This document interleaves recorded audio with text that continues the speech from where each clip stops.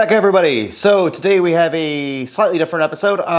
When we bought this place, it was full of stuff, absolutely full of stuff. And we had to figure out how to get rid of most of it, but a lot of it, or some of it, we kept.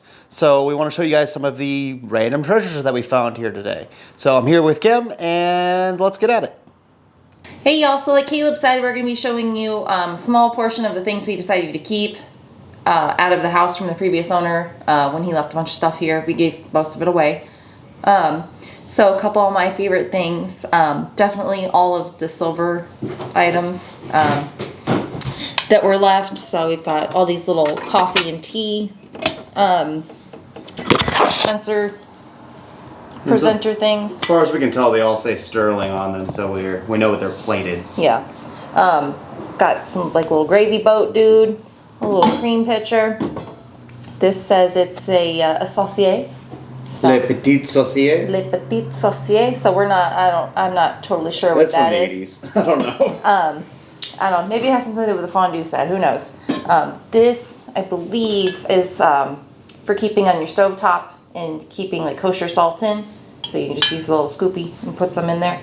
At least I've seen more modern versions of this in people's homes that were used for that. We've got this little butter dish guy that slides back so you can see the butter. So that's pretty neat. And got this little sugar guy. Oops. Bingo. You're gonna knock it in there and not be able to get that out. There it is. So, and it's got this little insert. We've got quite a few of these hanging around. And then we've also got this candlestick sconce dude, which I don't know if we'll end up putting this up anywhere, but it's pretty neat. And then we've also got this little tiny cup. I think it was probably a baby gift for Harry Putman Blagbro Jr. from Aunt Edith. So, and then we've also got these table lighters I like a lot. This one I believe is made out of some kind of stone. It's pretty heavy. And then we've got this little ceramic one. I like this one quite a lot. And then this little Fabergé egg looking guy. You pop them open and there's a little lighter inside. So I just like those for some reason. And then also found this thing, which I'm not sure that it's an antique because it's in really good shape. Nobody's broken on it. But I thought it was cool, like a little candy dish or something. So, and then another thing is this is from the Goodwill. Whoopsies. And she's broken it. It's not broken. You can tell it's from Goodwill because of the little wax pencil price tag on it. So obviously it was like, what, 80 cents or something? But the frame's pretty cool. And the glass, I don't know, it's going crazy right now. But it's bubble glass. So thought we could put a picture of us in there maybe. And then I've also got these little matchbook holders I thought were pretty cool. Probably won't use them, but you put the matchbook in there. You can slide the little drawer out and get them, and then you got the little striker right here. And then a really cool thing is this wedding dress. So, here's the top of it. There it is. So, this is also from Goodwill, as you can tell by the tag, or a thrift shop of some sort. But it's a pretty neat wedding dress, and it's not like ridiculously too small for me. I wouldn't fit in it, but at the moment. But it's really pretty. It's got all this lace, nice lace sleeves, the beading, and we're not really sure what kind of era it's from. I think it might be 60s or 70s, but it's got a nice train on it. So I thought maybe if we get married at some point, maybe I could rework this because I do like it. It's nice and pretty. So I'm gonna let Caleb take it over now and show y'all his favorite things, or things with more history behind them, which he's really into. I'm just kind of like, it's pretty, I like it. Whereas he likes things for deeper reasons. So for me, I'm really into story-driven stuff. I love history, huge history buff. So things like this really attract my attention. Now, I have a bunch of books. I haven't gone through all of them. I know some of them are very old, but this is a particularly old one. I believe this was from 1887, if I'm wrong. 1875, sorry. But it's a geography book for students. And the cool thing is, obviously, like it's, got some nice little lithograph illustrations and things like that, which are pretty cool. But the really cool thing is it has the little girl's name who used it. Her name was Addie. I'm not going to try to read that last name because it's a bit hard to read her cursive. But the other little cool thing that's in here is, as you guys can see, this little note has been in here so long that it's actually stained the pages. So, but this little note is actually from Addie. It's from Addie to her grandmother. It was written in 1904. If I can get it open. It's going to be really difficult to see that, but you can clearly see the 1904. And I'll scan some of these things, guys, so you can see them a little bit better.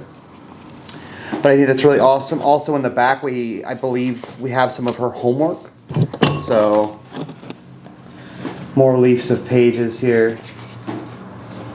And yeah, so like that's really cool. Like I'm touching something like 104-year-old homework from a little girl who lived then, from a book from 1875. So that's pretty cool.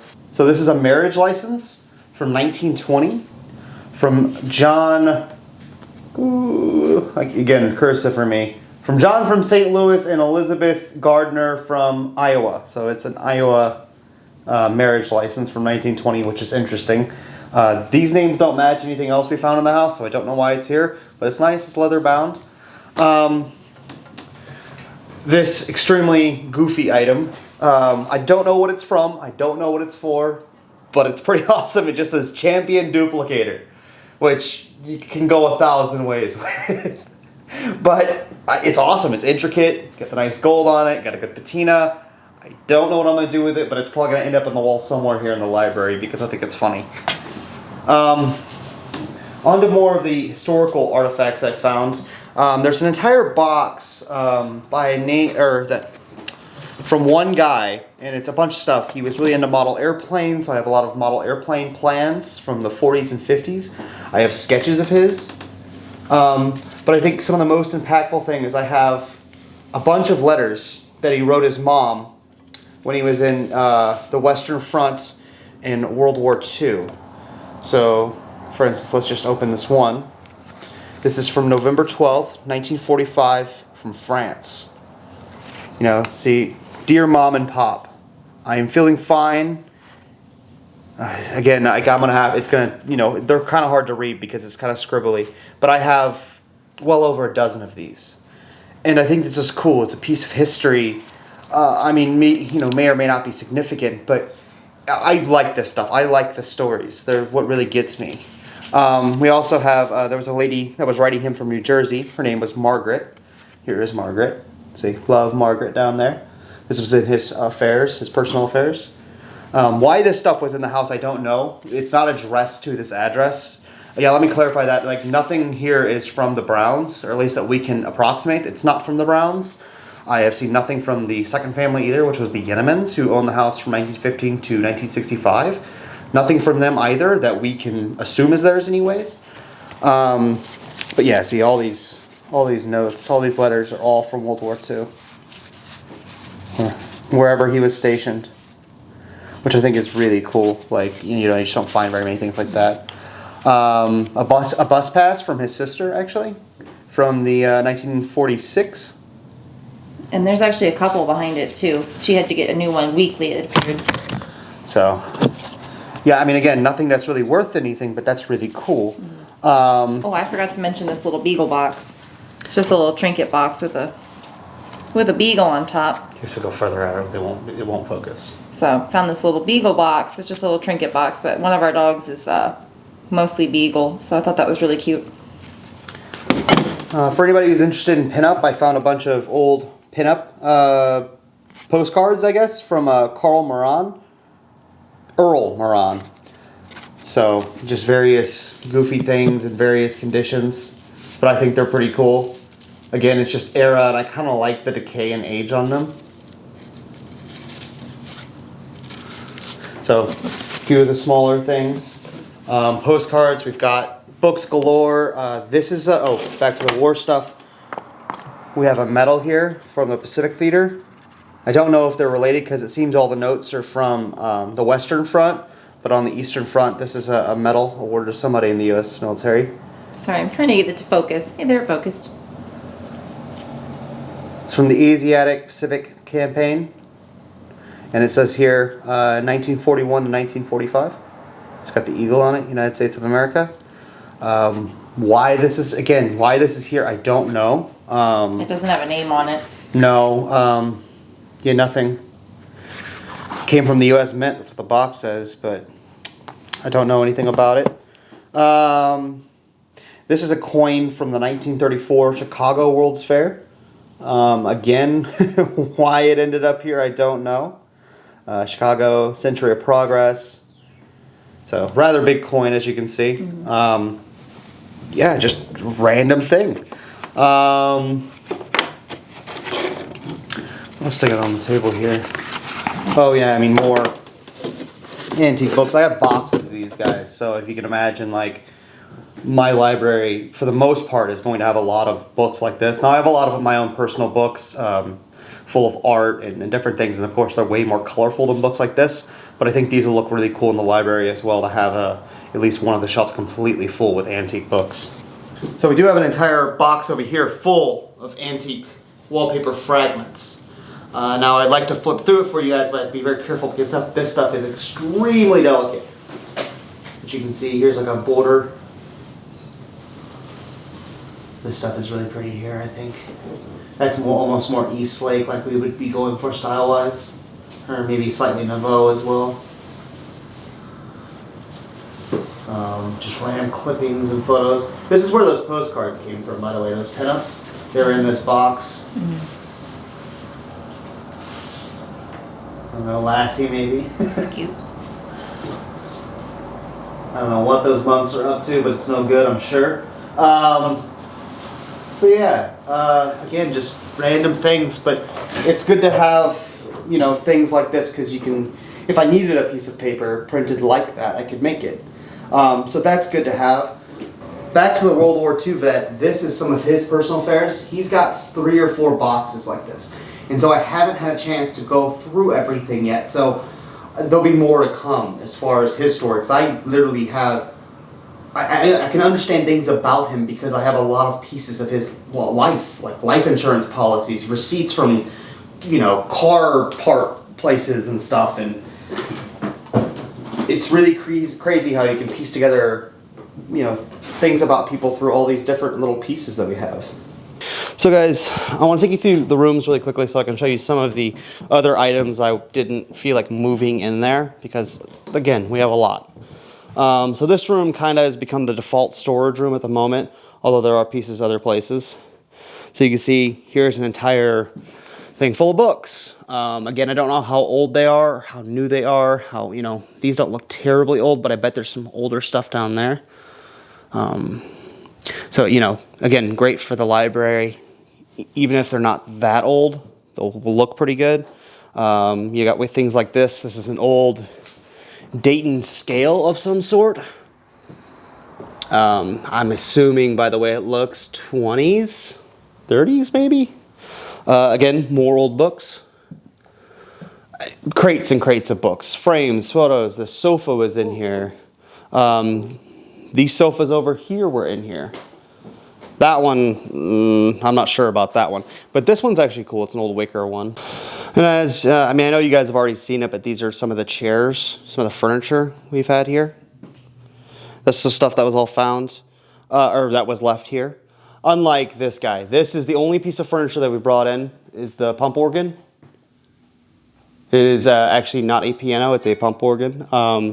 You pump with these two, push enough air through the bellows, or again, I'm kind of stupid when it comes to musical instruments, but you pump here, air goes through the reeds, and you push the keys, and it makes really, really frightful noises. No, actually, it's really pretty. It's nice.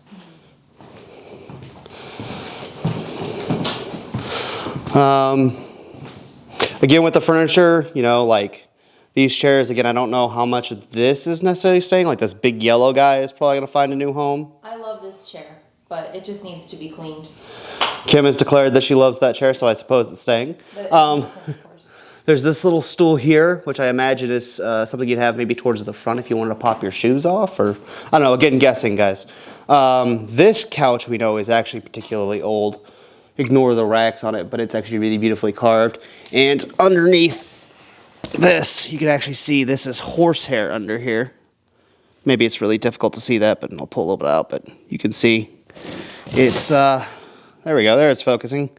Yeah, that black stuff there is actually horsehair, so stuff of horsehair, so you know it was a bit of a finer piece because of that. That needs reupholstering, of course, but really pretty couch. Definitely going to stay in the house somewhere.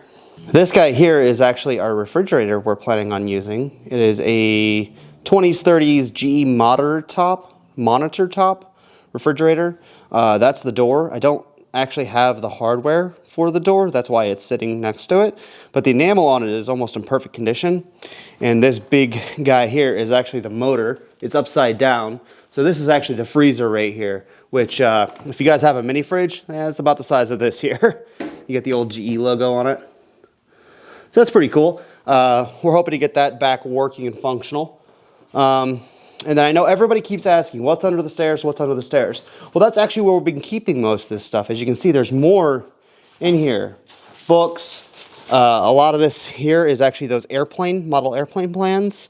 I believe this is an old record player down here. Old waffle maker. Old waffle maker, and books and books and books for days. Yeah, guys, it's just a lot of various stuff. We even have a little piece of wrought iron up here, down here. And before anybody goes thinking I've looked at it, it's actually not a piece of the original from our roof, unfortunately. But it is a piece, and so maybe we'll find another purpose or get some remade to put somewhere else. So, I mean, there's more to it than that, guys, but, I mean, there's just so much stuff, even still today, in this house. So that's why it always kind of looks like a little bit of a unorganized mess. We're trying our best to go through it, but it's like, you know, do you spend more days getting things organized, or do you spend the time working a room out so we can move in? And we've chosen the latter, so. All right, guys, so that's going to do it for us today. Thank you guys so much for watching. We're hoping you guys found all that stuff interesting. A lot of it we find quite interesting. Thanks for joining us, and we'll see you in our video on Monday, okay? See you guys Monday. Take care. Bye-bye.